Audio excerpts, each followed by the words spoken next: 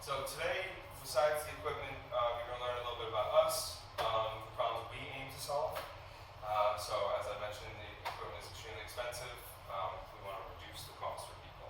If you have disabilities, if you have brain injury, you're probably not having a high-paying job, right? So by us recycling equipment, we're able to reduce the cost that people incur. Um, so one of my majors was environmental studies. So big proponent of the world and being sustainable, right? So by recycling this equipment, it's just another contribution to being good stewards of the world we're provided and making sure that equipment that doesn't need to be reproduced and doesn't need to be thrown in the landfill can fit in the hands of people who need it. And as I mentioned before, insurance companies, they don't want to pay for this equipment for people, so they make it an absolute nightmare. You have to fill out paperwork to follow up, to all the hoops you have to jump through to get insurance to cover the cost of equipment for people. So we don't have to, you don't have to do that with us, just come in and buy something from us. You don't need a doctor's note, you don't need anything, just come in, you buy it directly from us. Do you take insurance? We do workers' comp. We're in the process of working with a company called HBG to get Medicare and Medicaid reimbursement. But because we recycle the equipment, there's some problems with that. So like the VA won't buy from us because we do, we tell them we do new also, but they don't get it right. So there's just like a complicated mess of like, because we recycle, there's a certain liability to it. But we've been in business for 12 years now, and you know, it's worked thus far, so I don't see why they wouldn't be able to, but we're working through that. So as of today, hospitals produce roughly 6.9 million tons of waste each year. And this is actually a figure that we put on the slide like 6 years ago, so it's probably way more now. So by us recycling, we're doing our small part in making sure that we live in a sustainable world. So here's some examples of some all-terrain vehicles. There's some cool new technology where you can take your existing equipment and put adapted like tires on it, for example. There's power chairs that you can add these like knobby tires onto it, or these the beach tires onto it. So you can adapt your existing equipment. There's all-terrain chairs like this one. This one, I was actually just whipping around in the back over here, going over tree trunks and stuff, and it's built to be able to go over all kinds of terrain, right? So if you're on a farm and you need to get to your tulips in the back, I know the tulips, you know the tulips? Your tulips? Anyways. This can help you get there, right? So this is controlled by a joystick. So not everybody has that type of dexterity. As with brain injuries, it can affect all different motor functions. So they have scooters where you can kind of point and pull a trigger, which will help some people with minor dexterity issues. Or if you're not able to have the strength to do this, you have joysticks with sensitive controls that allow you to operate it easily. They even have track chairs, so if you have like real muddy, real hard to get to places, they have some pretty cool new technology that allows anybody with any type of ability to get places. So a big thing that people don't realize is like ramps are just a huge accessibility issue, right? So having ramps and even stair lifts in some cases, if you have like a large flight of stairs, to allow anybody to access those locations. You know, if you can't get up and go pour yourself a glass of water, you totally take that for granted. If you can't even go to the bathroom by yourself, you totally take that for granted, right? And even a threshold like this big could be, you know, that much to stop somebody from getting from this room to the next, right? So even threshold ramps. Accessibility is a huge thing that I think, you know, this facility has a lot of accessible buildings, but most farms, most places are not going to have accessibility like that. This maybe will be able to jump over curbs and things like that, but you know, just having threshold ramps that you could even transport and bring places is enough to sometimes get people from place to place. So I don't know if you guys, I didn't know who was going to come today, so on this, like, are there any challenges that you faced with people with disabilities and like access or like getting to and from like wooded areas, farms, they want to go on a hike, or is there any solutions you've tried, or? I think one of the biggest obstacles is recognizing the need to kind of return to normalcy, like recognizing that getting outdoors, getting back to those spaces that you used to love, Yeah. is priority. There are so many priorities when you have a brain injury that you're worried about your livelihood and work and your health and medical stability, that the idea that Kind of goes by the wayside. yeah, the need that fills, like, for people, so I'm always trying to bring people back to it, like what did he used to do before his injury? Yeah.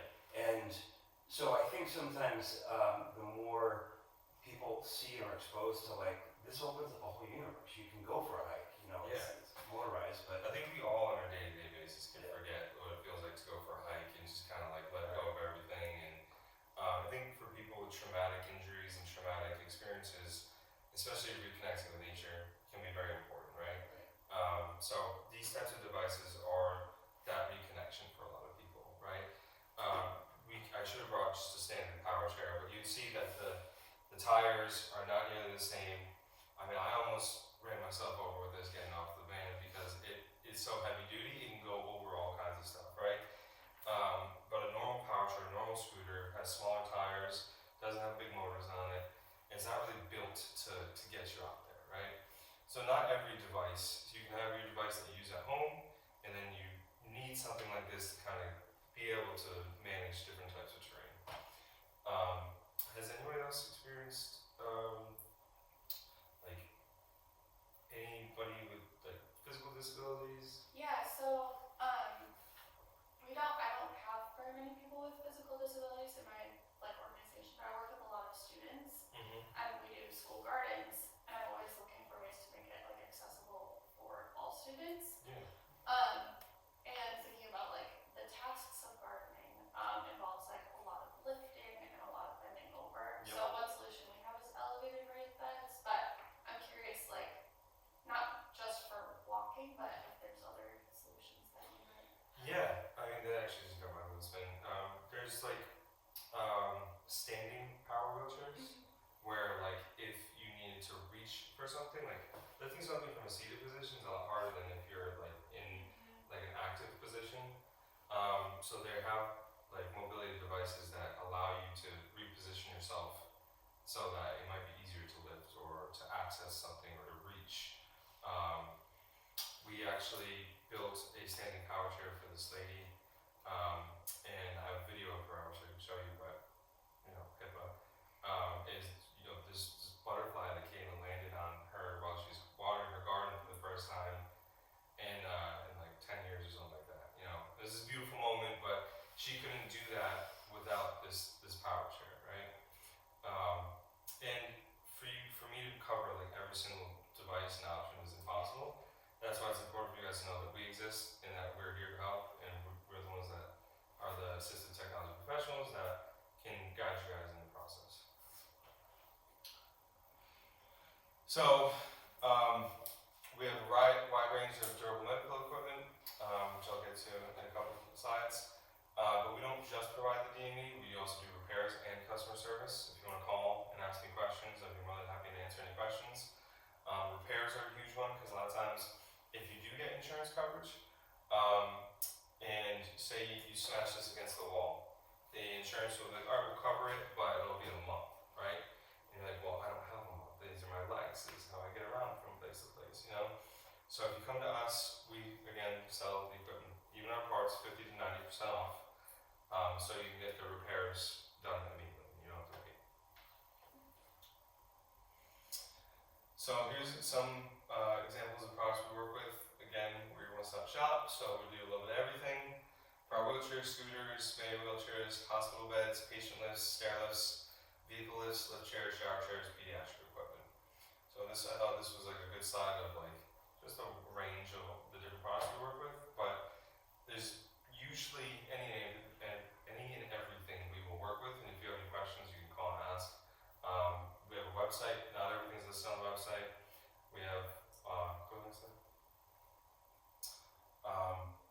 parts and accessories, actuators, control modules, joysticks, motors, batteries, all kinds of parts. We have a team of trained, certified technicians that do all the repairs and installs. What's that? And this is what I want to show you. So we have over 30,000 square feet of inventory. This actually looks completely different. We just remodeled the showroom, right? And we have a very interactive showroom now, where you can come in, you can try out all different types of equipment. You can try out the chairs, you can try out a scooter, you can try out a patient lift, you can try out. So, we try to, because a lot of people don't know what they need, right? So by coming in and touching it, trying it out, seeing what works for you is what we found to be very successful, because you can order something and then just be like, all right, that's not what I need. So coming in and trying it out makes a lot of difference. So here's an example of some savings, right? I had percentages on here before, but they don't really correlate as much as I think seeing the dollar figure. So this standing power chair was $65,200 new. You save $58,000. We sell it for $7,100. But the main thing is you're saving $58,000, right? Here's a scooter that would be $4,500 pre-owned. You're saving $3,000. You're paying $1,500 with us. So we do rentals. If you need something that is short term, we do rentals, repairs. We custom adapt all this equipment specific to the different users. We do home access, installations, and we're a donation facility. Ramps, stair lifts, bathroom equipment, grab bars. This is all kinds of home access stuff. Anything that gets you in and out of the building, that gets you up and down stairs, that gets you to be able to utilize different facilities. And then we have some videos if you guys want to watch. Let's see if we can play the commercial.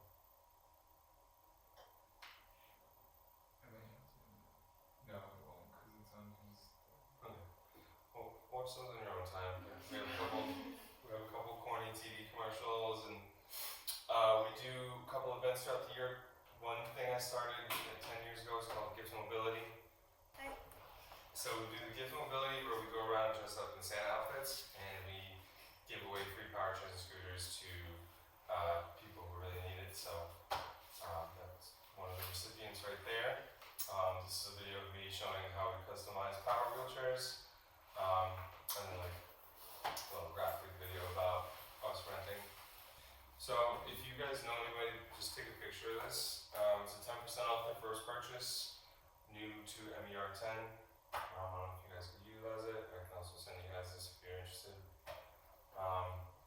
Try to just get